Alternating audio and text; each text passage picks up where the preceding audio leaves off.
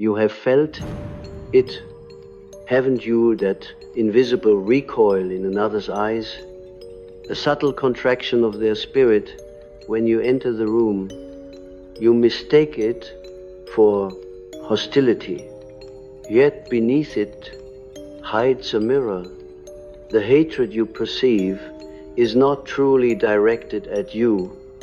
It is the echo of a soul confronting its own unacknowledged shadow. Humanity does not despise what it understands, it despises what reminds it of what it has buried. And you, unknowingly, carry the torch that illuminates what they have tried so desperately to forget. When I speak of hatred, I do not speak of the childish emotion of dislike. I speak of the ancient defense of the ego against the terror of self-recognition.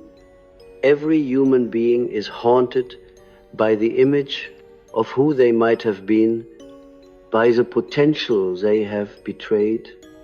When such a person meets another whose being radiates authenticity, the unconscious erupts. It is as if the soul, startled from sleep, rises in protest. How dare this person live what I have denied myself? In my studies of the unconscious, I discovered that projection is the most common language of the human soul.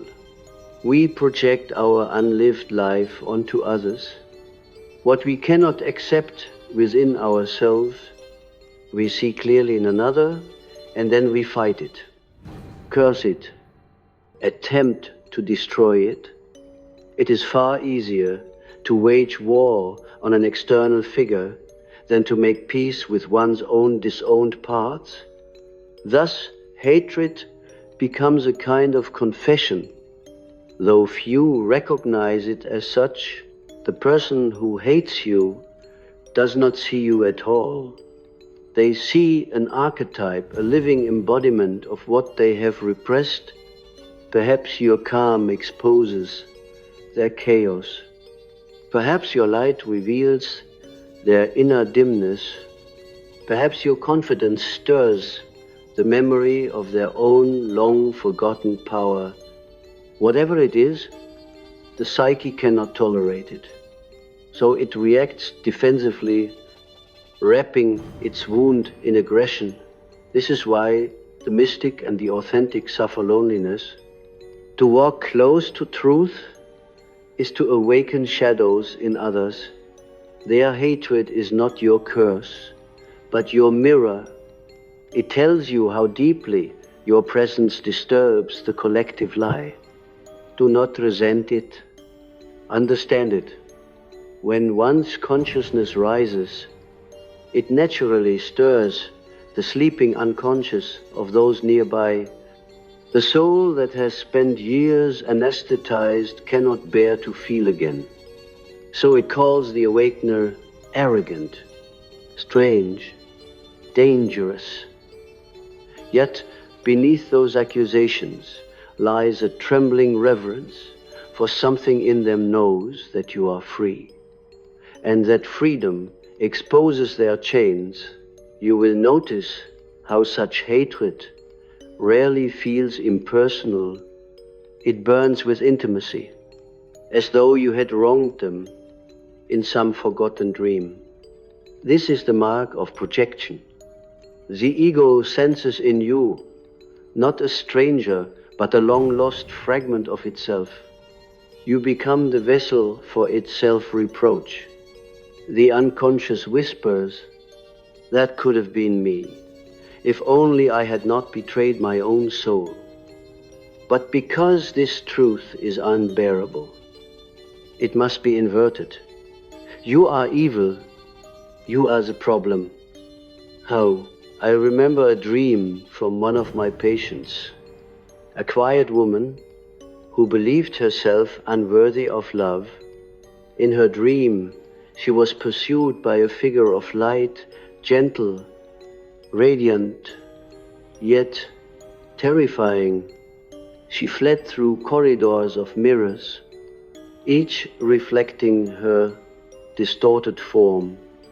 The more she ran, the brighter the figure became, until she collapsed, sobbing, not from fear, but from the unbearable recognition that the light had her own face. Hatred works in this same manner. It is the psyche fleeing from the sight of its own radiance. You see, the self, the totality of the conscious and unconscious, always seeks wholeness. But the ego, fragile and frightened, resists. It wants to be good, pure, consistent. It cannot bear the paradox that within it dwell both saint and sinner, angel and beast.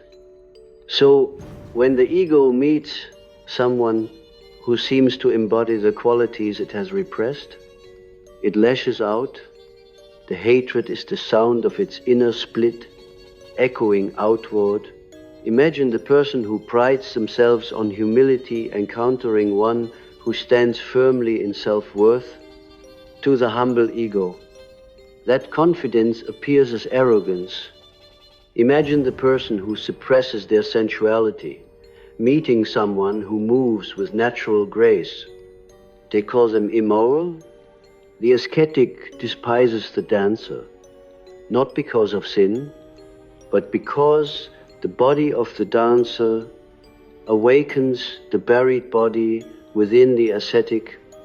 What we condemn in others is often the seed of our unlived life. Do not be deceived by appearances. When you feel another's resentment, you are witnessing an alchemical reaction. Your presence is the catalyst. Their shadow is the lead yearning to become gold. Hatred is a cry from the depths. Help me integrate what you have already accepted. But few hear that cry. Instead, they sharpen it into hostility. The wise do not take such hostility personally.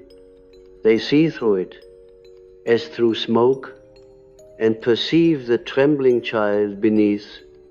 The one who hates you secretly admires you.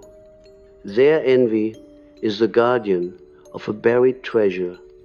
They would rather destroy you than admit that they wish to be like you. Yet that admission, that humble recognition, is the beginning of their redemption. If you wish to live as a whole being, you must learn to bear this paradox. You will be both loved and hated for the same qualities. Your light will heal some and blind others. You must not dim yourself to ease their discomfort. That would be a betrayal of the self, the eternal archetype, striving to express itself through you. The self is not interested in being liked, it is interested in being realized. In every crowd, there are those who feel a strange agitation around certain souls. They cannot explain it, but something about that person seems to pierce them.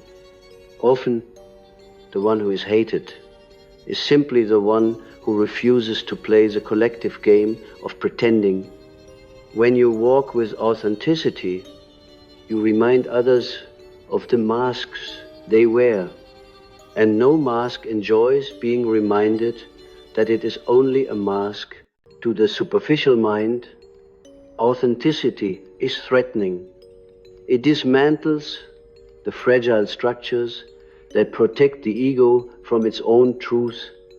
Thus, the hatred you encounter is sacred. It signifies that you are touching the boundaries of the collective unconscious. When the crowd turns against the prophet, the mystic, the artist, it is not because these figures are wrong, but because they are mirrors too clear for comfort. The mob prefers its distortions. They are familiar, and familiarity feels like safety. Understand that the soul of humanity evolves through such friction Every act of projection is an invitation to consciousness. The more one can recognize their hatred as self-hatred, the closer they come to individuation, the process of becoming whole, but most resist this realization, for it requires humility and courage. It requires turning inward and saying, what in me is reacting so violently to this person?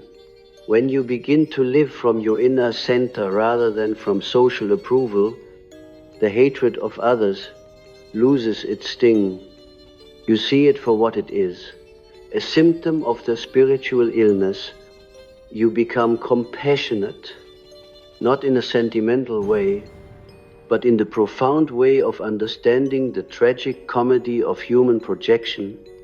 You stop defending yourself, for there is nothing to defend. Their perception no longer defines you. I tell you this not to make you arrogant, but to make you free.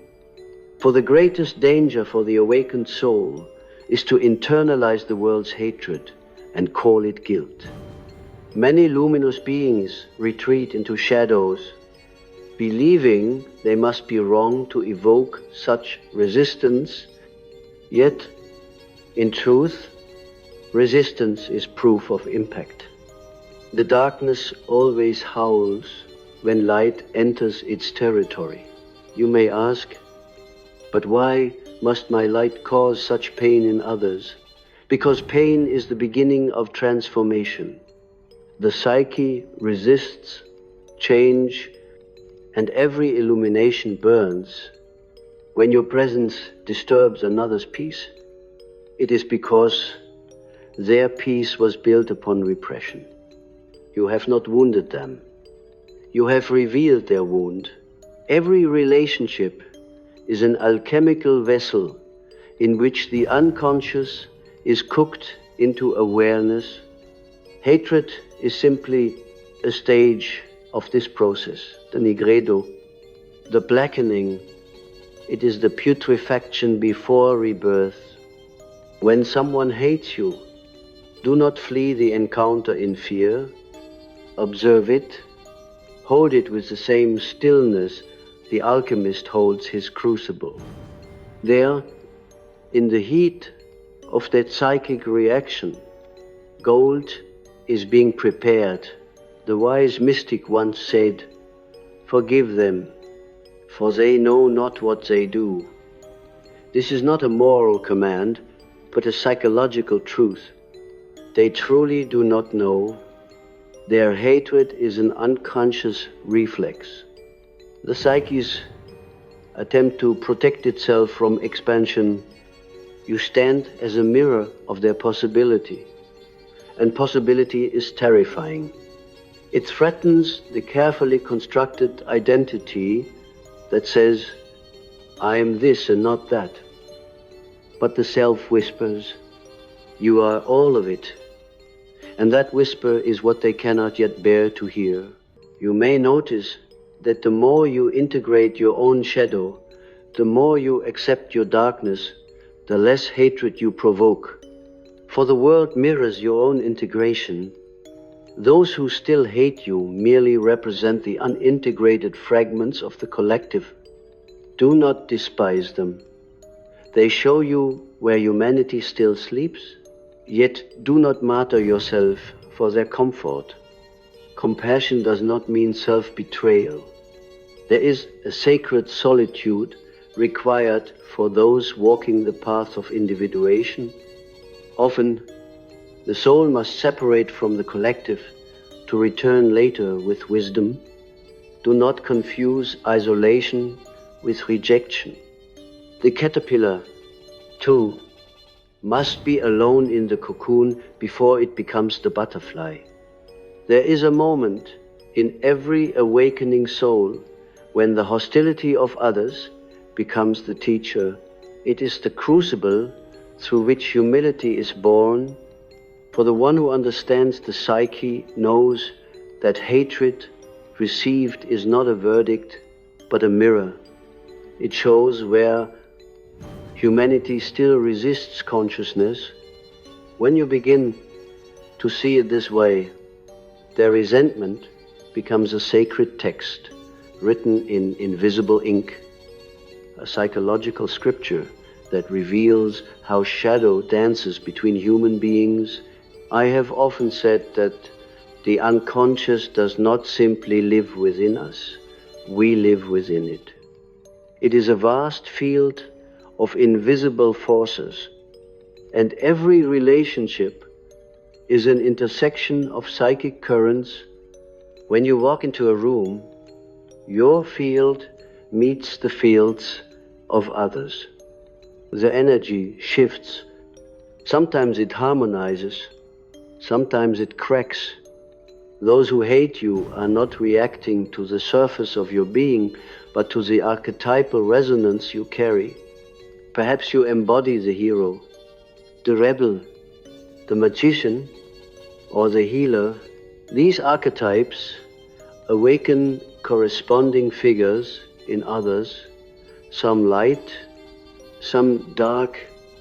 The ego, feeling threatened by this activation, interprets it as dislike, envy, or fear. You might wonder then whether it is possible to live without provoking such reactions. The answer is no. Not if you are alive in spirit. The more conscious you become, the more you disturb the unconscious of others. It is inevitable. Light always disturbs what is hidden. The aim is not to avoid this, but to bear it with grace. This is the price of individuation. To become whole is to no longer belong entirely to the tribe. Hatred, in this sense, is the tax on authenticity. Every time you refuse to betray your truth, someone's illusion will crumble. The collective psyche is addicted to consensus. It finds safety in sameness. When you live from your center, you expose the false comfort of conformity. And conformity, when threatened, retaliates, yet within that retaliation lies unconscious admiration.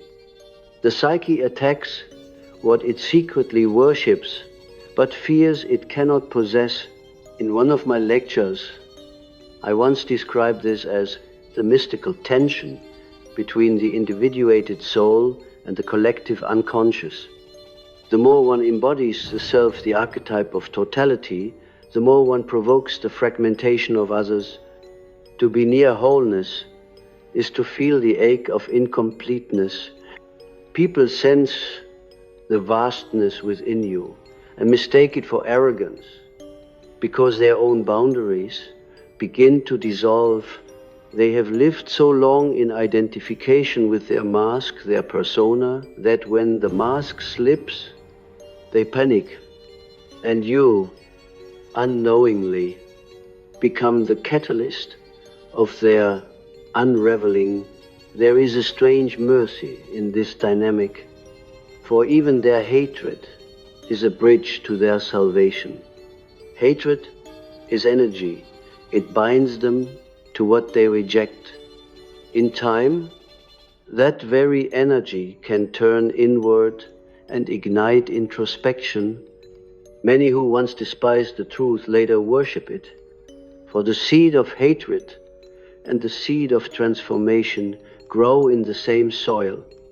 The soul resists what it most needs, and thus hatred becomes a strange form of love, love inverted.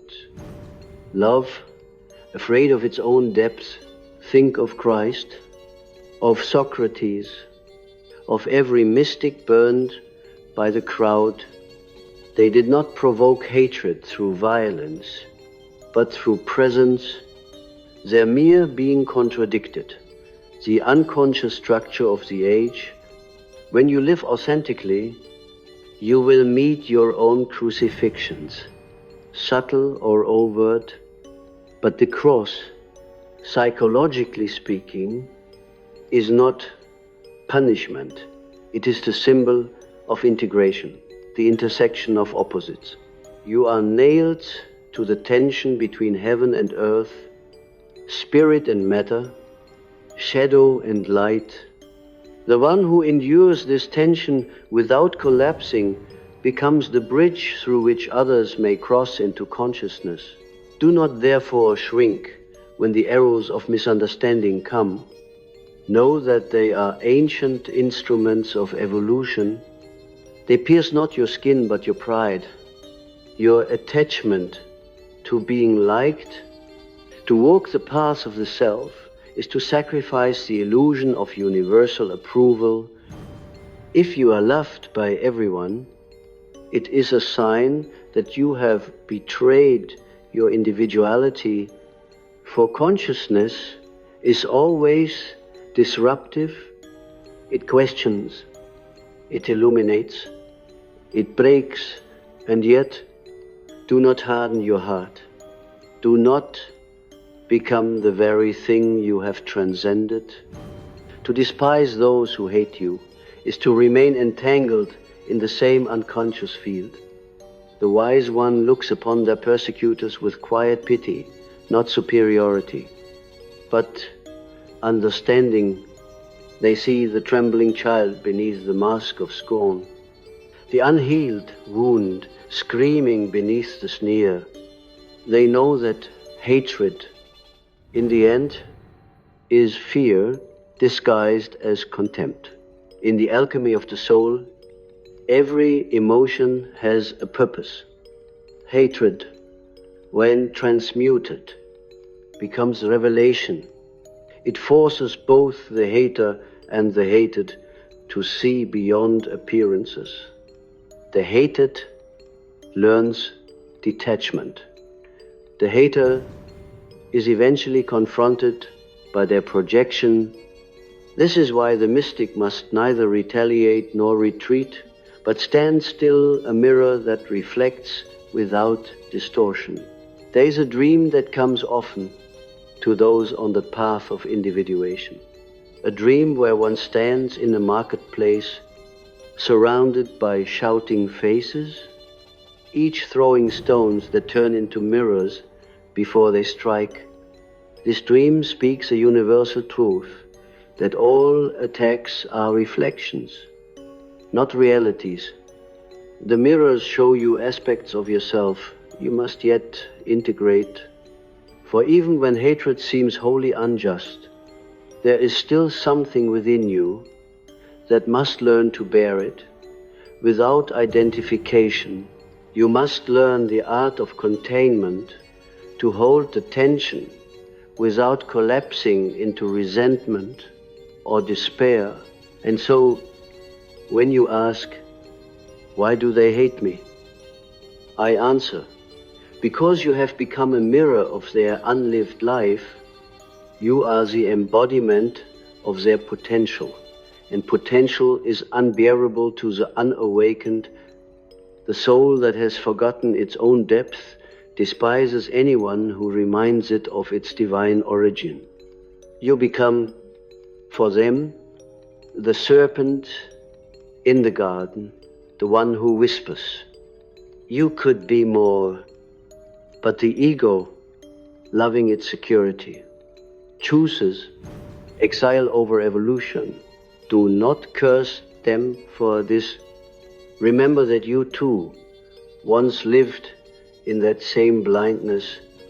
You too hated the ones who reflected your light before you were ready to see it.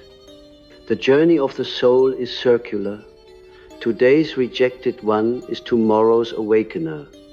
Hatred in this grand cycle is not the end, but the beginning of transformation. Thus, every time you are misunderstood, betrayed, or envied, remember, this is the initiation of the mystic. You are being taught to see with the eyes of the self, not the ego. The ego cries, They hate me, the self whispers. They are awakening. To hold that paradox is to live in truth. When the soul begins to awaken, it often experiences the loneliness of the visionary. You begin to see how others react not to your essence, but to the parts of themselves your essence touches. It is not personal, it is archetypal. You are no longer an individual, merely navigating social tides. You become a living symbol, a carrier of the collective shadow's unrest. Around you, masks fall involuntarily, and few are ready for such nakedness. You will notice how, in the presence of the authentic, the pretender grows restless. This is not because you expose them deliberately, but because truth emits a vibration that unmasks lies. The psyche can sense congruence just as the body can sense temperature. The false self, the persona, feels itself dissolving when met with someone whose being is uncontrived. And so it fights to survive. The fight appears as gossip, coldness, motzkeri, or silence, avoidance. But beneath these lies the same fear. If I am near this truth too long, I will no longer be able to pretend. And it is important that you understand this dynamic with compassion. The moment you judge them for their blindness, you fall back into the same unconscious field. The ego loves to divide, to call one side awake and the other asleep, but the self sees only movement. Everything is in process. Those who hate you today may one day bless you for being the mirror that first disturbed their slumber. The human psyche resists awakening with the same tenacity that the body resists sudden light after long darkness. Think of a person waking in a cave. Their eyes ache. They turn away. They curse the dawn. Yet, if the light persists gently, their vision adapts. What they once called pain becomes clarity. The soul must undergo this adaptation many times in life, and those who carry light, who live truthfully, will always be the catalysts for that painful adjustment in others. But beware of mistaking martyrdom for purpose. The world does not need more victims of misunderstanding. It needs those who can remain luminous without resentment, to live in light and still love the shadow that is mastery. Hatred will knock at your door, sometimes in subtle forms, sometimes in storms of accusation. Let it pass through you, not into you. The hatred of others is not your property to carry. It belongs to their process of awakening. If you find yourself asking, why must I endure their projections? Remember, the one who carries consciousness must also carry solitude. Individuation is not a collective affair. It is an inner pilgrimage.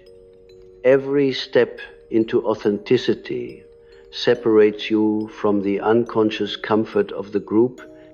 The alchemist works alone, not because he despises company, but because the work requires stillness, a stillness undisturbed by the noise of other egos.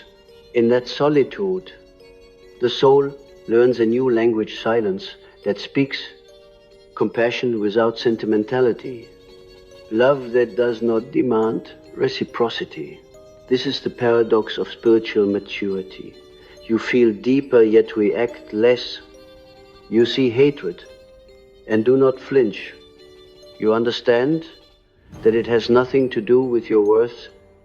You are merely the occasion for another's conflict to surface. When you stop defending yourself, the cycle of projection breaks. They may continue to hate you, but the energy no longer binds you. You become transparent, untouchable, not through indifference, but through awareness. One of the greatest illusions of the ego is the need to be understood. The awakened soul must abandon this craving. You are not here to be understood. You are here to embody understanding. Most people do not listen to learn. They listen to confirm what they already believe. Therefore, your words will often be distorted by the filters of their unconscious, but truth has its own endurance. It does not require agreement to remain true. When the Buddha was insulted, he asked the man, if someone offers you a gift and you refuse it, to whom does it belong? The man answered, to the giver. So too with hatred. If you do not accept it, it remains with the one who offers it. This is not passivity, it is psychological sovereignty. You choose what enters your inner world. You do not feed the demon of projection with your reaction. You watch, you breathe, and you remain centered. Hatred, when observed without retaliation, eventually collapses. It cannot sustain itself without opposition. Like a fire deprived of oxygen, it dies in the presence of equanimity. And sometimes, when the smoke clears, the one who hated you will glimpse, perhaps for the first time, the face of their own suffering. That glimpse, though brief, is the beginning of redemption. There is a sacred duty upon those who awaken, to see through the masks without despising the wearers. For every mask once had a purpose. It protected a child who learned early that the world would not accept their truth. What you see as hypocrisy is often the residue of survival. Thus, hatred is not evil, it is unhealed, pain dressed in defense, and yet there is danger here too, the danger of over-compassion, of confusing understanding with permission. To understand why someone hates you does not mean you must endure abuse. The awakened must know boundaries as the body knows skin. Compassion without boundaries is self-erasure. The Christ who forgave his persecutors also walked away from crowds that could not yet hear him. Wisdom knows when to withdraw. Sometimes silence is the highest teaching. So what should you do when their hatred burns? Do nothing outwardly. Let the inner work continue. Use it as the alchemist uses heat to refine your own material. Ask yourself, what within me still reacts to their darkness? Every sting is a signal. The ego that flinches is not yet free. The hatred of others is therefore your teacher, revealing where you are still bound by approval, still dependent on being seen in a certain way. Each time you release that need, you move closer to wholeness, and wholeness has no enemy. The one who has accepted their own darkness fears no projection from another. You see, once you have met your own shadow, truly sat with it, wept with it, forgiven it, No one can weaponize your flaws against you. Their hatred passes through the transparency of your being like wind through an open window. In this way, every encounter with hostility becomes an initiation. You begin to see the entire human drama from above, as if the self, the divine observer, looks through your eyes. You witness the endless cycle of projection and pain, of fear and defense, and you realize none of it was ever about you. It was the dance of opposites, the eternal play of consciousness and unconsciousness, seeking reunion. Transformation always begins where understanding ends. You cannot reason another person out of their hatred, because hatred does not belong to reason.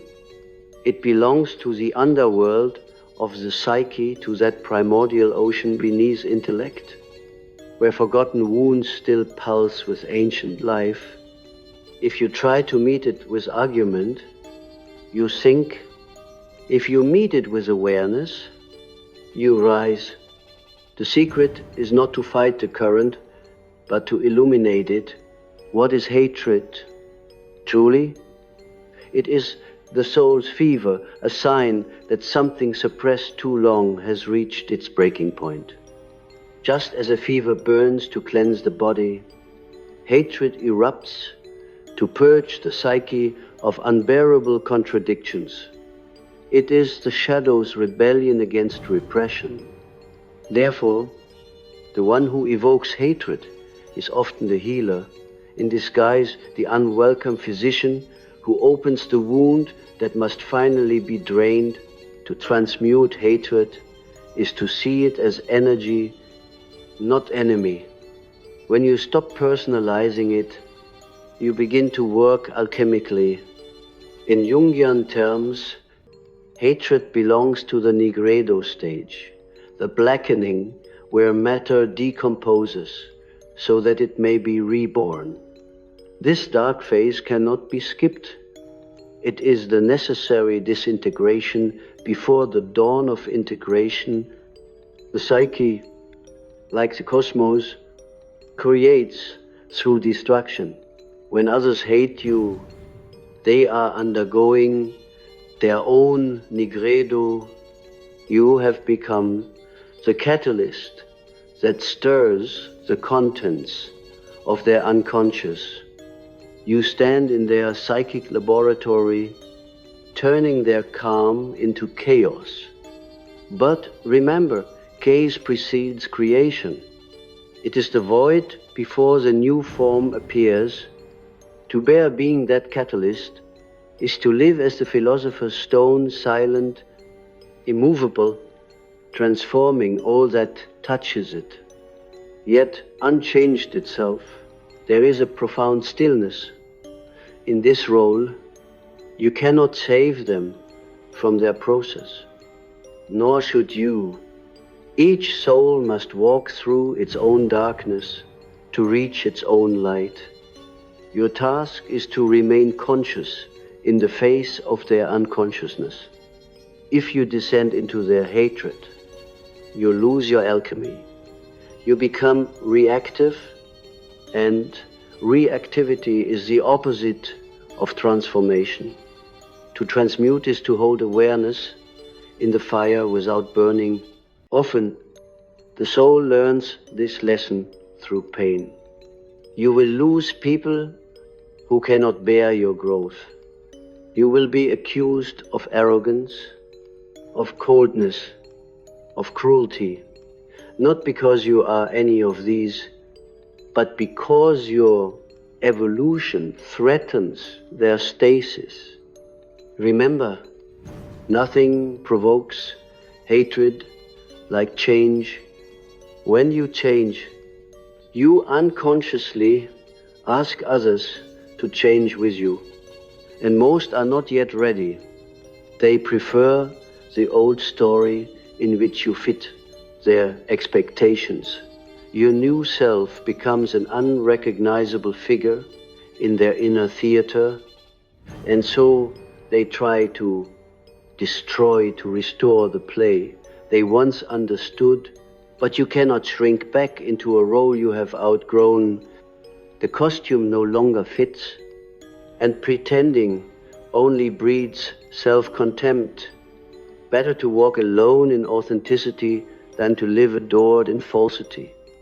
The path of individuation is narrow, not because the world closes it, but because few choose to walk it. Those who do discover a freedom that surpasses belonging, the freedom to be whole, even when misunderstood, when the hatred of others reaches you, pause and ask, what is this moment teaching me about myself, not in the sense of blame, but revelation? Perhaps it is showing you the last remnants of your dependence on validation. Perhaps it is showing you where compassion still turns into pity, or where pride disguises itself as solitude. The outer conflict mirrors the inner. Every encounter is a reflection of some inner dialogue seeking reconciliation. In this way, the world becomes your dream and every figure in it, an archetype of your psyche. The hater becomes the shadow, demanding recognition. The ally becomes the anima or animus, inviting integration. The stranger becomes the self, testing your wholeness. When you see this, you realize that existence itself is a symbolic conversation between the conscious and unconscious aspects of the divine. Nothing is accidental. Every insult, every praise, every silence has meaning. You may ask, but what is the purpose of such pain? Why must we awaken through the mirror of hatred? Because only confrontation brings consciousness. The psyche grows not through comfort, but through tension. The opposites, love and hate, light and dark, self and shadow, must collide before they can unite. If life spared you from hatred, it would also spare you from wholeness. It is a friction that polishes the soul into transparency. The hatred of others becomes the final test of your individuation. When you can stand in its fire without losing your compassion, you have transcended duality. You no longer see enemies, only energies, each moving toward balance in their own way. You recognize that love and hate are two currents of the same river, both seeking the ocean of the self, and yet the integration of this truth does not mean apathy. True compassion sometimes looks like distance. It means allowing others their process while maintaining your own center. The sage does not throw pearls before those who will trample them. He guards the sacred by silence. This is not elitism, it is discernment. Energy must be given where it can grow, not where it will be weaponized. You may notice that the more you embody this stillness, the more invisible you become to those vibrating in hatred. They no longer find fuel in your presence. They move on, seeking another mirror, willing to argue. You, meanwhile, remain anchored in that quiet space where the opposites reconcile, where love includes hate, and hate hides love's unacknowledged grief. For in the end, what is hatred but wounded love? Every soul that hates once loved too much, too recklessly, and was broken by disappointment. Hatred is love that has forgotten its origin. To see this is to understand all human cruelty as the tragedy of disconnection, and to respond not with defense, but with inner stillness. The stillness that says, I will not return your blindness with mine.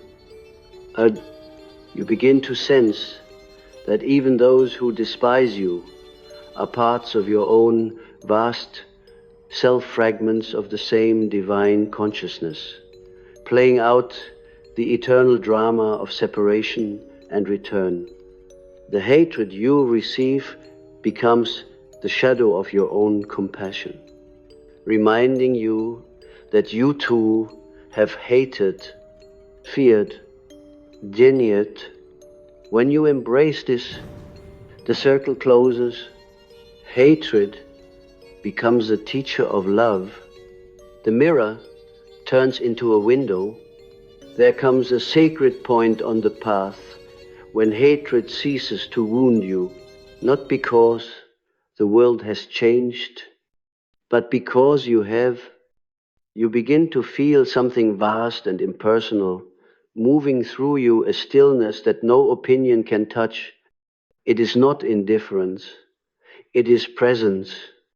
The ego lives by opposition, but the self, that eternal center within, lives by inclusion.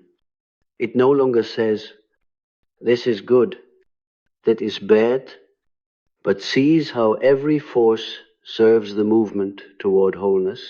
When you reach this understanding, the world softens. Even those who curse you become your teachers. The pain they send toward you dissolves into compassion the moment it touches your awareness. This is not poetic idealism, it is psychological fact.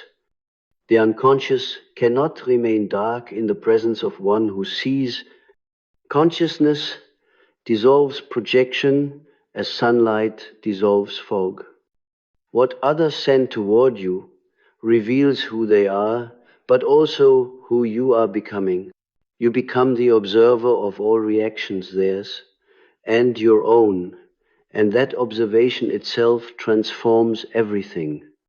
The one who observes hatred without resistance transmutes it back into energy, the raw material of creation. You become the alchemist of experience. Hatred enters your field as poison and leaves as gold. This is what the mystics call the sacred fire, not a fire that burns, but one that purifies. It is the awareness that sees even the ugliest aspects of humanity and whispers, this too belongs. For to reject any part of existence is to remain divided. The task of the awakened is not to judge, but to reconcile, to make conscious what has been disowned. The true healer heals not by doing, but by being the space where all contradictions coexist. You might recall that in my work I spoke often of the conjunction, the mystical union of opposites. That is the final goal of the psyche, to unite what was torn apart, to marry the conscious and the unconscious, heaven and hell, love and hatred, masculine and feminine, shadow and light. The moment this union occurs within you, the outer world mirrors it. Enemies lose their meaning. There is no longer me and them, only differing degrees of awakening within the same divine field. At this point, hatred becomes almost transparent. You sense it, but it passes through you like wind through the branches of a tree. It cannot settle because there is no resistance left within you. The branch bends, the wind moves on. What once felt like rejection now feels like weather, temporary, impersonal. inevitable. You understand that every soul must walk its own spiral, and you are merely one signpost along the way. And yet, this realization does not make you distant, it makes you tender. You look upon the world and see the immense suffering caused by unconsciousness, the wars, the jealousy, the fear, and you weep not out of pity, but out of reverence for the depth of the human journey. You see how every act of hatred is an invitation to consciousness that has not yet been answered, and you know that one day all will answer it, because the self does not abandon its fragments. It calls them endlessly through the mirror of experience until they return home. This understanding gives birth to a quiet kind of love, one without need or condition. It is not the love of sentiment or romance, but of truth. It does not say, I love you because, but I love you. Therefore I see you. To love in this way is to see through the illusion of separation entirely. You realize that the one who hates you and the one you pity are the same essence, wearing different masks. Even your own ego, with its fears and wounds, is another mask of the same divinity. The shadow, once feared, becomes the companion of light. You begin to thank it for its lessons. You see that every projection you once received was a step toward this realization. Without those who hated you, you would never have learned the depths of your compassion, the strength of your stillness, or the vastness of your soul. What once felt like opposition now appears as initiation. There is a passage from a dream one of my patients shared many years ago. In it, he stood on a battlefield surrounded by enemies. Arrows flew toward him from every direction. Yet when they struck, they turned into flowers. He looked down and saw that the earth itself had changed where death had reigned. A garden now bloomed. That is what happens when hatred meets awareness. It turns into life. It reveals the beauty buried beneath conflict.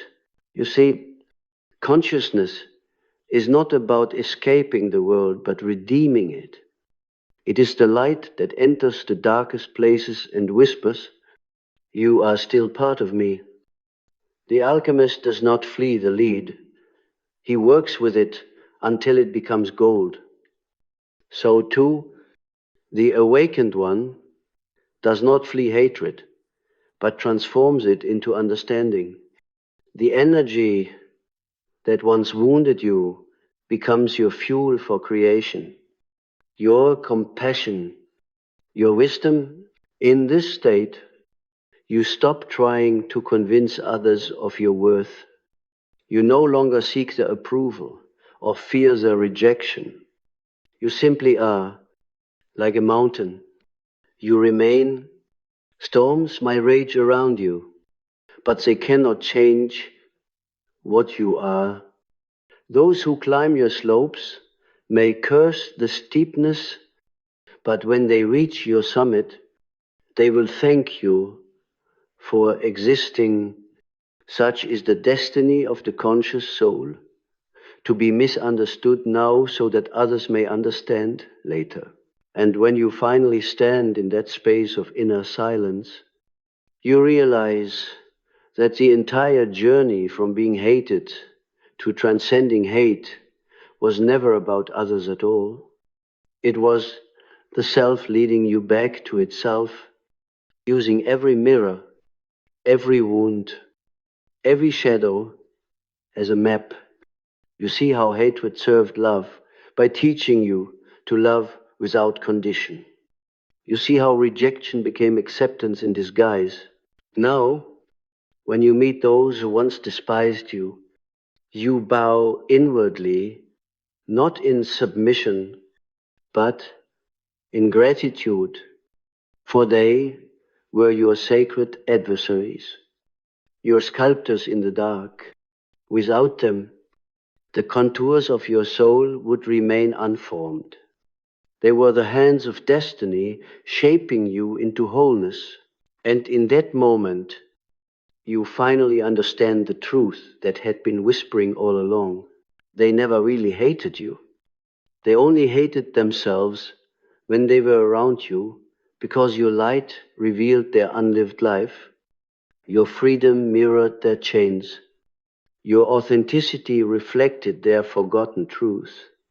But through that reflection, something in them also began to awaken, and though they may never thank you in words, their souls already know, for in the end, the soul's journey is not about being loved or hated, but about becoming whole. And wholeness loves all things, even hatred itself, because it recognizes in every darkness the seed of its own light.